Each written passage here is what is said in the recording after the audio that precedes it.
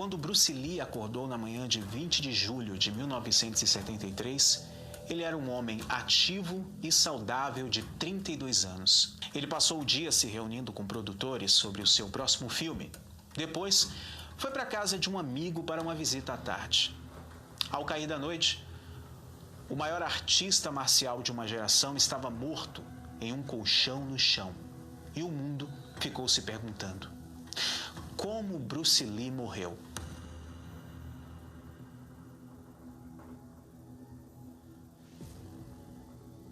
O problema começou 2 meses antes, quando Lee desmaiou em 10 de maio durante uma sessão automática de substituição de diálogo para o seu filme Enter the Dragon. Ele foi levado às pressas para o hospital, onde se queixou de uma forte dor de cabeça e teve convulsões.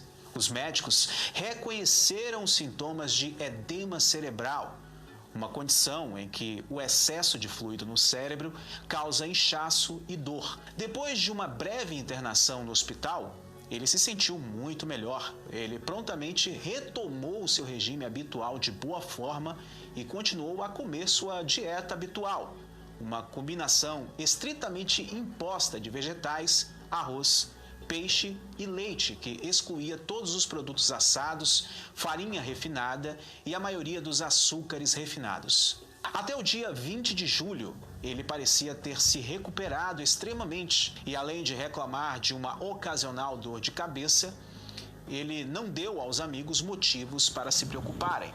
O dia da morte de Bruce Lee foi muito agitado. Ele estava em Hong Kong, onde muitos dos seus filmes foram feitos, e se reuniu com o produtor Raymond Chow durante a maior parte do dia discutindo sobre o seu próximo filme.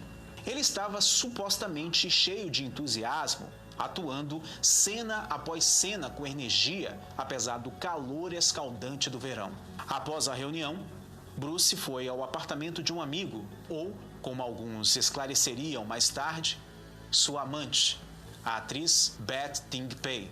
Eles ficaram sozinhos por várias horas, então fizeram planos para um jantar com o produtor de Lee, para finalizar seu contrato para o cinema. Por volta das 7h30, pouco antes da hora de partir, Lee reclamou de uma forte dor de cabeça. Ting Pei deu a Lee um remédio, um analgésico comum contendo aspirina e um tranquilizante conhecido como meprobamato.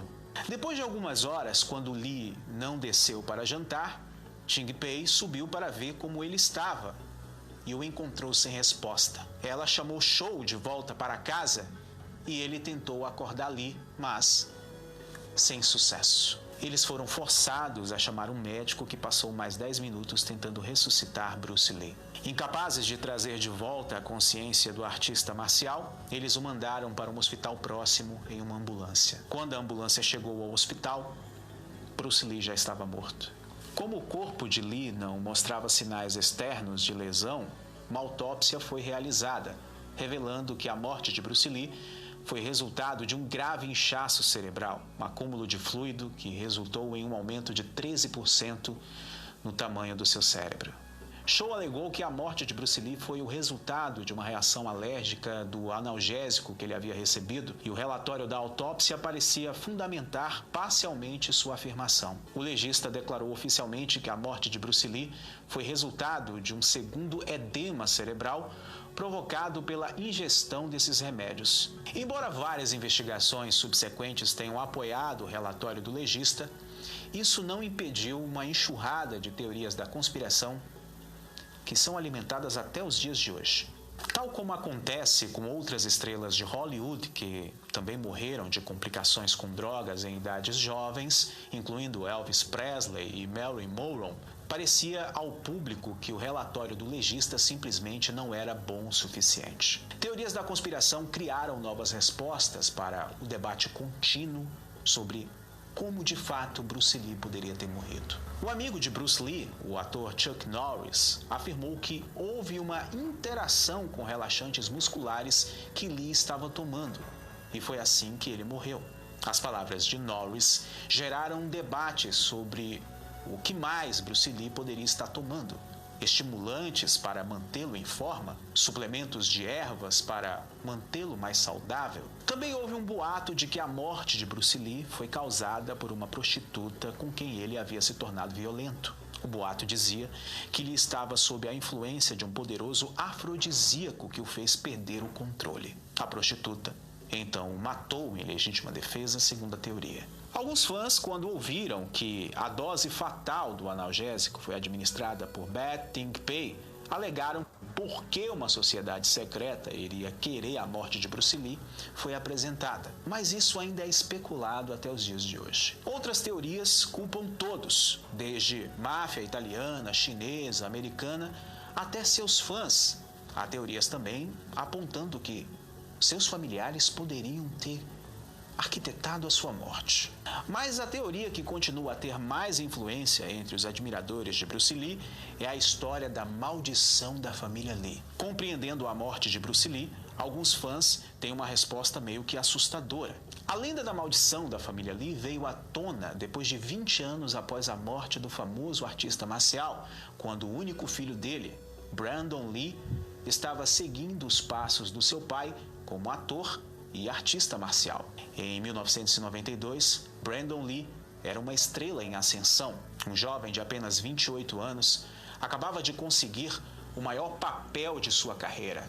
Ele estava interpretando Eric Draven em O Corvo, uma história em quadrinhos que virou filme sobre um músico de rock assassinado que retorna dos mortos para vingar o assassinato dele e de sua noiva em uma paisagem escura no estilo Gotham.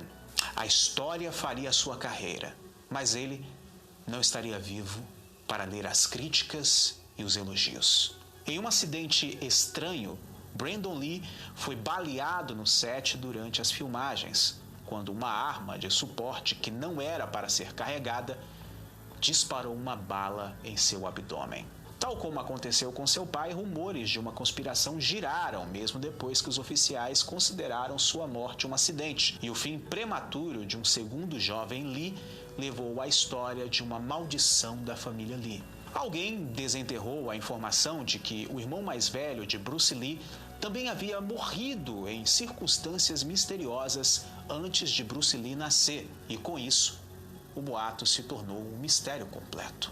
Mas afinal de contas, como Bruce Lee realmente morreu? Bruce Lee morreu porque tomou um medicamento? Morreu porque ele já estava mesmo com alguma complicação de saúde e aquele dia simplesmente foi o derradeiro? Ou você acredita nessas teorias da conspiração? Seria uma coincidência a morte do irmão mais velho, dele e do seu filho logo depois? O que você acha? Fala pra gente aí nos comentários. Vale lembrar que o like ajuda muito esse trabalho e seu comentário também. Se você está me assistindo pelo Facebook, compartilha e marca seus amigos aí nos comentários, tá bom? Segue a página, se inscreve também em nosso canal, o Documentarista. Você que está pelo YouTube, me segue na página, deixa o like e comentário. No mais, eu agradeço a todos vocês pelo carinho, a audiência e, acima de tudo, pelo respeito. Fiquem sempre com Deus, meus amigos. Shalom.